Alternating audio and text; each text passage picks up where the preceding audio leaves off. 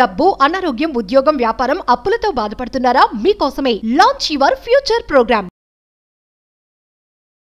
నమస్తే రమగారు. నమస్తే జయ. రమగారు, సంసారంలో భార్యాభర్తల మధ్య ఎక్స్పెక్టేషన్స్ ఎంతవరకు ఉండొచ్చు? ఎంతైనా ఉండొచ్చు. ఎంతైనా ఉండొచ్చు. కాదు జయ, ఇద్దరు పెళ్లి చేసుకుంటారు. ఎందుకు చేసుకుంటారు పెళ్ళి? ఎక్స్పెక్టేషనే కదా. కదా, ఇప్పుడు మన పాతకాల పద్ధతి వివాహ వ్యవస్థ ఇవాళది నిన్నటిది మొన్నటిది కాదు, అప్పటిదో. ఆడవాళ్ళకి ఒక రక్షణ, మగవాళ్ళకి ఆడవాళ్ళ రక్షణ భద్రత, మగవాళ్ళకి ఒక ఆసరా. ఇది సాధారణమైనది. వీళ్ళిద్దరూ కలిసి సంసార రథాన్ని ముందుకు తీసుకెళ్తారు, సంతానాన్ని కంటారు, వాళ్ళ అమ్మా నాన్నని హలో అంటారు, వీళ్ళ అమ్మా నాన్నని చూసుకుంటారు, ఏదో సంసారాన్ని వృద్ధి చేస్తారు, పిల్లల్ని జాగ్రత్తగా చూసుకుంటారు. మామూలుగా జరిగేవి. అయితే ఒకళ్ళ మీద ఒకళ్ళకి ఎక్స్పెక్టేషన్స్ ఖచ్చితంగా ఉంటాయి. ఏ ఎక్స్పెక్టేషను లేకుండా ఏ ఇద్దరూ కలిసి ఉండరు కదా. యాత్రికులు అనుకో, నువ్వు ఆ దారిని వచ్చావు, నేను ఈ దారిని వచ్చావు, ఇద్దరం కలిసి ఓ దారిని నడిచేలాం, ఎవరి దారిని వాళ్ళు పోతాం అనుకుంటాం. ఇష్టమైతే నడుస్తాం, లేకపోతే లేదు, మానపడేస్తాం. పెళ్ళి ఎట్లా? కలిసి నువ్వు ప్రయాణం చేయాలి జీవితాంతం వరకు. మీ ఇద్దరు కలిసి ఉంటే మీ ఇద్దరే ఉండరు కదా. మీకేమో అటో కుటుంబం ఇటో కుటుంబం రెండు ఉంటాయి, మీ ఇద్దరు కలిసి ఓ కుటుంబం, మళ్ళీ మీకు సంతానం. అది సజావుగా జరిగేదే. ఇప్పుడు ఇదంతా గోల లేకుండా జరిగిన నాళ్ళు బాగానే ఉంటుంది. ఎవరికి ఎక్కువ ఎక్స్పెక్టేషన్స్ ఉన్నా ఇబ్బంది. అసలు లేకపోతే ఇంకా నువ్వు కలిసి ఉండటంలో అర్థమే లేదు. ఏదో కొంత ఉండాలి, ఎంతో కొంత. అయితే మితిమీరిన ఎక్స్పెక్టేషన్స్ కానీ, అసలు ఒక సాధారణమైన ఎక్స్పెక్టేషన్ కూడా తీర్చని తనం కానీ, ఈ రెండు కష్టం. మితిమీరిన అంటే మితిమీరటం, ఇప్పుడు ఒక సామాన్యమైన కుటుంబం, ఈ అమ్మాయికి తన బర్త్డే అంగరంగ వైభవంగా చేసేయాలి. ఓకే, ప్రతి బర్త్డేకి భర్త ఏదైనా కొనిపెట్టేసేయాలి. స్పెషల్ గిఫ్ట్లు బాగా చేసేసేయాలి. ఎప్పుడు ఏం కావాలన్నా లేదనకూడదు, కాదనకూడదు, ముద్దుగా చూడాలి, అలా ఎలాగో చూసుకోవాలి, అద్భుతంగా చేసేసేయాలి అన్నీ. ఇవి అందరు ఆడపిల్లలకి ఉంటాయి. మీకుండవా అంటావు నన్ను, నాకు ఉంటాయి, అందరికీ ఉంటాయి. అవతల వాడి శక్తియుక్తులు, వాడి సమయం, పరిస్థితులు, అవకాశాలు. ఇప్పుడు ఇవి ఏంటంటే కొంచెం భార్య పుట్టినరోజు గుర్తుపెట్టుకోవాలి, పెళ్లి రోజుని కాస్త పలకరించాలి, ఏదో మరి చక్కగా మాట్లాడుకోవాలి. ఆమె అడిగిన 100 వస్తువుల్లో సగం కాదు, పావు కాదు 10 100లో 10 చెయ్యాలి. ఒకసారి కాకపోతే ఓసారైనా కాస్త ముద్దుగా ముచ్చటగా మురిపంగా చూసుకోవాలి. ఎందుకంటే ఆమె నీకు తోడు, భగవంతుడిచ్చిన స్నేహితురాలు. భార్యని బాగా చూసుకోవడం చేతకాని వాడు ఎందుకు పనికిరాని వాడు అన్నాడు చాణక్యుడు. భార్యని బాగా చూసుకోవాలి, అది వస్తేనే నీకు ఏదైనా వచ్చినట్టు. నీకు ఇదే రాకపోతే ఆయన నీటి మీద కూడా చెప్పాడు నీతి. దాన్ని కూడా వదిలిపెట్టలే. అదే కదా. కానీ మళ్ళీ భార్యలకు బోల్డ్ చెప్పాడు, భార్యలు అలా ఉండకూడదు ఇలా ఉండకూడదు అని ఆయన చాలా చెప్పాడు చాణక్యుడు. ఇంత మాత్రం చేయాలి. కానీ కనీసం భార్యల మామూలు వ్యవహారాలని కూడా పట్టించుకోకుండా, నాకు చెప్పకుండా ఊపిరి కూడా పీల్చుకోకూడదు అనేవాళ్ళు. నాకు చెప్పకుండా ఎందుకు చేసావు అని పోట్లాడేవాళ్ళు. మామూలుగా అసలు ఒక వైఫ్ సహజంగా కోరుకుంటుంది, కొంత భర్త తనతో ప్రీతిగా ఉండాలి, ప్రేమగా ఉండాలి, తనంతట తన దగ్గరికి తీసుకోవాలి, తనంతట తను ఏదైనా అయ్యో తిన్నావా, అది పడుకున్నావా, లేచావా, ఏమిటి మొహం అలా ఉంది, ఒంట్లో బాగోలేదా, మినిమం అవి కూడా చేయని వాళ్ళు చాలామందే ఉన్నారు ఇప్పటికి కూడా. చక్కగా భార్యలతో సాయిదాగా ఉండి అన్ని పనులు చేస్తూ కావాలంటే ఇంట్లో పని కూడా చేసేస్తూ, పిల్లల్ని ఆడిస్తూ, అమ్మాయి ఉద్యోగంలో కూడా హెల్ప్ఫుల్గా ఉండేవాళ్ళు ఉన్నట్టే ఏమీ పట్టించుకోకుండా పాతకాలము రైతు కుటుంబాల్లో మగవాడు వెళ్ళిపోయి ఆడవాళ్ళు పనిచేస్తుంటే పట్టించుకొని ధోరణి ఉండే చూడు, ఒక పాత ధోరణి, వెనకబడిన ధోరణి. ఆడాళ్ళని పెంచకూడదు, ఆడాళ్ళకి ఏం చూడకూడదు, దానికి ఎక్స్పెక్టేషన్ ఏమిటి, గాడిది గుడ్డు లాంటి భావాలు ఉన్నవాళ్ళు కూడా ఇప్పటికీ ఉన్నారు. మార్చుకోవాలి, వాళ్ళు మారాలి. వీళ్ళు ఓవర్ ఎక్స్పెక్టేషన్స్, గ్రేట్ ఎక్స్పెక్టేషన్స్ ఆడవాళ్ళు తగ్గించుకోవాల్సి వస్తుంది. మగవాళ్ళకు కూడా కొన్ని ఎక్స్పెక్టేషన్స్ ఉంటాయి కదా పాపం. వాళ్ళకు కూడా ఇప్పుడు అమ్మాయి ఇంట్లో ఉంటుందనుకో, ఇంట్లో ఉండే అమ్మాయి అయితే తను వచ్చే వేళకి ఏదో కాస్త కాఫీయో టీయో పోయాలి, టైంకి వేళకి అన్నం పెట్టాలి, వాళ్ళ అమ్మా నాన్నని బాగా చూసుకోవాలి, తనతో బాగా ఉండాలి. ఈయన ప్రేమగా ఉంటాడు, ఆవిడ ఎందుకు ఏమిటి పిచ్చివేషాలు అంటుంది. ఈయన కొంచెం బాగా రొమాంటిక్గా ఉండే ధోరణి, ఆవిడ అంత రొమాంటిక్ కాదు. ఇవన్నీ కోరుకుంటారు సహజంగా. భలే చెప్తారు రమ్మగారు. అవునా కాదా జయ చెప్పు. నేను ఈజీగా చెప్పేస్తాను. ఓకే, ఉంటారు ఇవన్నీ ఉంటారండి, ఉంటారు ఖచ్చితంగా. ఇప్పుడు లేదా ఇతనికి నీట్గా క్లీన్గా టైడీగా అలా ఎలాగో తను వచ్చేసరికి చక్కగా సినిమాటిక్గా అలంకారం చేసుకుని ఇల్లు నీట్గా దుడిచేసేసి ఏమిటో ఎట్లాగో చేసేసి చేయాలని తను, లేదా తన మాటే వినాలి, అన్నిటికీ తన మాటే వినాలి. వాళ్ళ అమ్మా నాన్న పేరెత్తకూడదు, ఫ్రెండ్స్ పేరెత్తకూడదు, ఎక్కడికి వెళ్ళకూడదు, ఎప్పుడు తనతోటే ఉండాలి, తన మాటే వినాలి, తను అనుకున్నదే చేయాలి. తను వద్దంటే గాలి పీల్చడం కూడా మానేయాలి భార్య. ఆ ఎక్స్పెక్టేషన్స్ వీళ్ళకి ఉంటాయి. రెండు తప్పే కదా జయ. అవునవునండి, ఖచ్చితంగా అండి. నన్ను నేనే క్వీన్గా ఉండాలని అమ్మాయి అనుకోకూడదు, నేనే కింగ్ అని ఇతను అనుకోకూడదు. ఇప్పుడు రీచ్ కావట్లేదు అనుకుందాం ఎక్స్పెక్టేషన్ని, ఇద్దరిలో ఒకరు రీచ్ కావట్లా, ఎలా మార్చుకోవాలండి పార్ట్నర్? ముందు మొదట మాట్లాడుకోవాలి. కొంతమంది వినరు, మాట్లాడుకోవాలి అనగానే మన కామెంట్లు వచ్చేస్తాయి, మాట్లాడే వినరండి వినరండి వినరండి, 20 ఏళ్ళ నుంచి ట్రై చేస్తున్నానండి, వాళ్ళు వినరు. ఓకే, అప్పుడు ఏం చేస్తాం, ఎక్స్పెక్టేషన్స్ తగ్గించుకోవాలి. మనకి ఇంతంత ఉన్నాయనుకోండి, వాటిని చిన్నవి చేసుకోండి. ఓకే, కనీసం ఇది మీట్ అయ్యాం, విన్నరు అని తెలుస్తోంది. మీరు కొన్ని సంవత్సరాల నుంచి ప్రయత్నం చేస్తున్నారు కదా, అది వదిలేయండి. అది కరెక్టా కాదా? వదిలేయాలి. ఎన్నని వదిలేసుకోవాలి అని ప్రశ్నిస్తారు మళ్ళీ. ఏమైనా వదులుకోవాల్సిందే, సంసారం వదులుకోలేం కదా చచ్చి.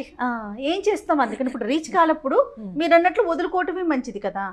మన ఎక్స్పెక్టేషన్ మీట్ అయ్యే పద్ధతి అవతల వాళ్ళల్లో లేకపోతే వీళ్ళని వదిలేయటం కష్టం, కాబట్టి ఎక్స్పెక్టేషన్ వదిలేయటం సులువు కాదు. రమ్మగారు, ఎవరితో చెప్పిస్తే మూడో వ్యక్తిని ఇన్వాల్వ్ చేస్తే మారుతారా? చేయొచ్చు, ప్రయత్నం చేయొచ్చు. కాకపోతే అందరి దగ్గర అది కుదరదు జయ.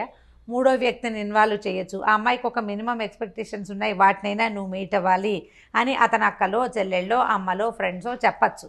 కానీ వాళ్ళు వినద్దు, వాళ్ళు మాత్రం మా అబ్బాయి అంతే నువ్వు అలా ఇవ్వే సర్దుకో అనేవాళ్ళు లేరు. ఉంటారు. వాడు అలాగే ఉంటాడు, నువ్వు సర్దుకో. వాడు అలాగే ఉంటాడు, నువ్వు అడ్జస్ట్ అవ్వు. వాడు ఎలా ఉన్నా నువ్వు అడ్జస్ట్ అవ్వు. వాడు నవ్వినప్పుడే నవ్వు, వాడు ఏడ్చినప్పుడే ఏడు. వాడు వద్దంటే మానేయి, అంతే. అలాంటి వారు కూడా ఉంటారు. మరి ఇప్పుడు నేను కూడా అలాగే చెప్పాను చెయ్యమో ఒక అమ్మాయికి. అసలు అతను వెండు, ఏం చేస్తావు? ఎవరితోటి తెప్పించలేవు. వాళ్ళ అమ్మా నాన్న మాట కూడా అతను వెండు. మరి ఎట్లా రమ్మగారు, అసలు ముందుకు ఎలా వెళ్ళగలుగుతాం? ఇప్పుడు ఒక ప్రేమ ఉండదు అలాంటి వాళ్ళతో, ఒక సంతోషం ఉండదు, ఇంకా మనిషి ఈదాల్సిందేనా? ఈదాల్సిందే జయ. జీవితాలు ఇంకొక రకంగా ఉండవు. ఈదకుండా ఈత మానేసి ఫారిన్ కంట్రీస్లో లాగా లేదా ఎవరిలాగానో నేను వీడితో ఈదను అని ఇంకోటి తీసుకునే అవకాశం, ఈ చొక్కా నచ్చలేదని ఇంకో చొక్కా వేసుకునే అవకాశం ఉంటుందా జీవితానికి జయ? అది అడ్వైజబుల్లేనా? కాదు. ఎన్ని చొక్కాలు మారుస్తాం మనము?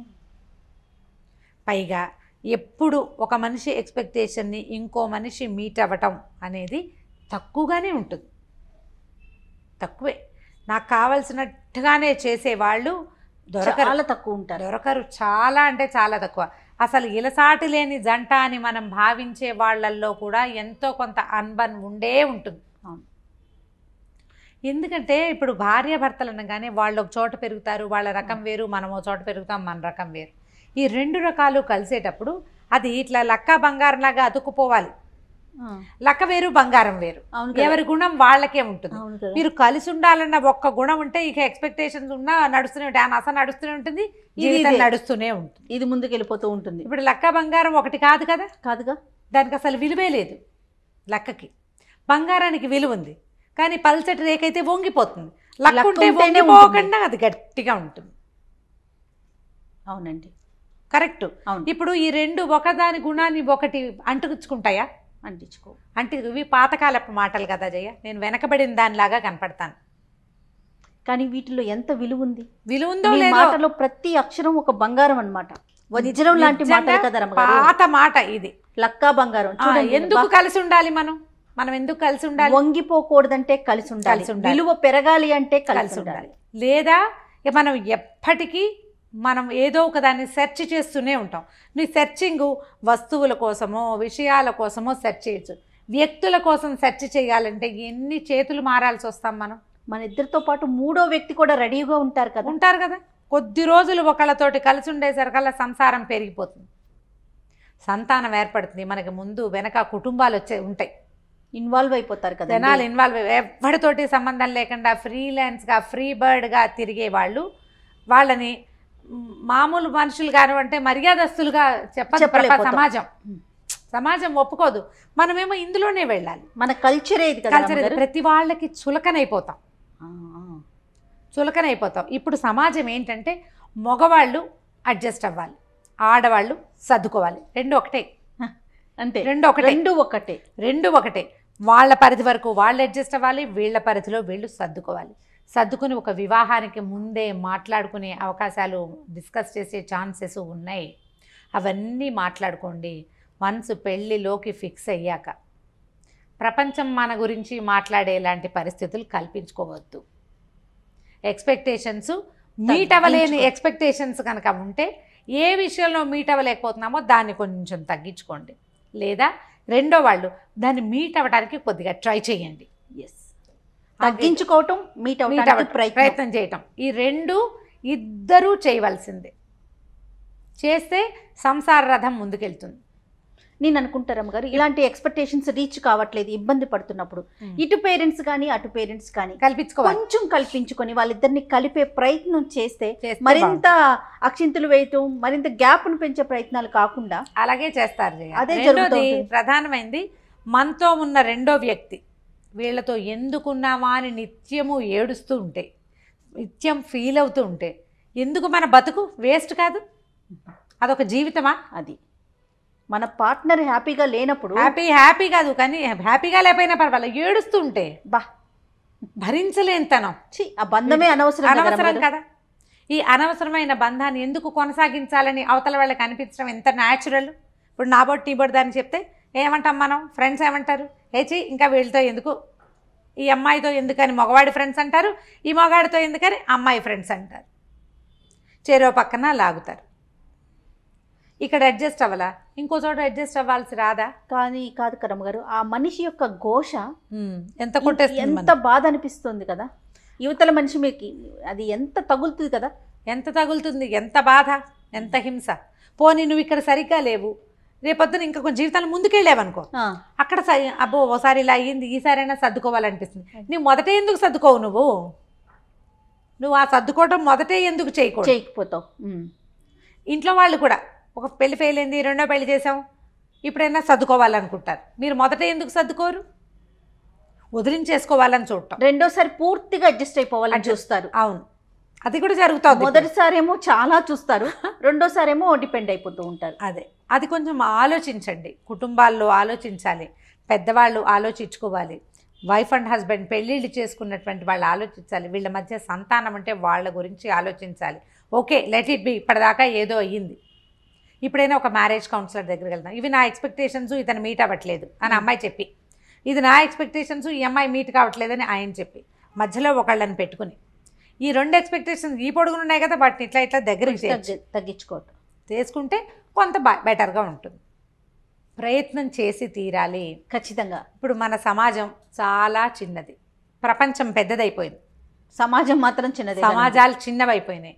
ఈ చిన్నవైన సమాజాల్లో మనకి భగవంతుడు తోడుగా ఇచ్చిన ఒక పెళ్ళితో ఇచ్చిన వ్యక్తిని చెడగొట్టుకోవద్దు. వాళ్ళంతా చేసుకోవట్లేదా రెండో పెళ్ళి, మూడో పెళ్ళి, 36వ పెళ్ళి అంటే మరి వాళ్ళ పిల్లల జీవితాలు ఎలా ఉన్నాయో ఒకసారి చూడండి. అంతే కదా. వాళ్ళ పిల్లల భవిష్యత్తు ఏమిటి, వాళ్ళ మానసిక స్థితి ఏమిటి, ఎంత ఇన్సెక్యూరిటీ తోటి బాధపడతారు ఆ పిల్లలు. ఎవరినో చూసి వాత పెట్టుకోకూడదు కదా. ఇప్పుడు తప్పనిసరి పరిస్థితులు కొన్ని ఉంటాయి జయ, చాలా క్రూరమైన వాళ్ళు, లేకపోతే మానసిక స్థితి సరిగ్గా లేని వాళ్ళు, వీళ్ళవి ఎక్కడ ఏ రకమైన అడ్జస్ట్మెంట్కి అవకాశం లేని వాళ్ళు, ఇంకా వేరే దారి లేనప్పుడు వేరే కథ. అడ్జస్ట్ అయితే సరిపోతుంది అనిపించినప్పుడు మాత్రం, మీకు అనిపించదు అడ్జస్ట్ అయితే సరిపోతాను, మీ ఫ్రెండ్స్, మీ కలీగ్స్, మీ పేరెంట్స్ నువ్వు కాస్త తగ్గు అని చెప్తే తగ్గిపోండి. ఎక్కడ తగ్గాలో ఆలోచించుకోండి. ఇది కాదు, ఇది తగ్గినా కూడా ఏమీ పొసగదు అంటే ఇక చేయగలిగేది ఏమీ లేదు. అందరి దారే గోదారి, మన దిగును తప్పదు కదా. అంతేకా. కానీ అడ్జస్ట్మెంట్ అయితే సరిపోతుంది అని అనుకున్న విషయాల్లో కొంచెం తగ్గించండి, కొంచెం పెంచండి, మొత్తానికి సర్దుకుని ఉండండి. అంతే. సూపర్. నమస్తే. నమస్తే.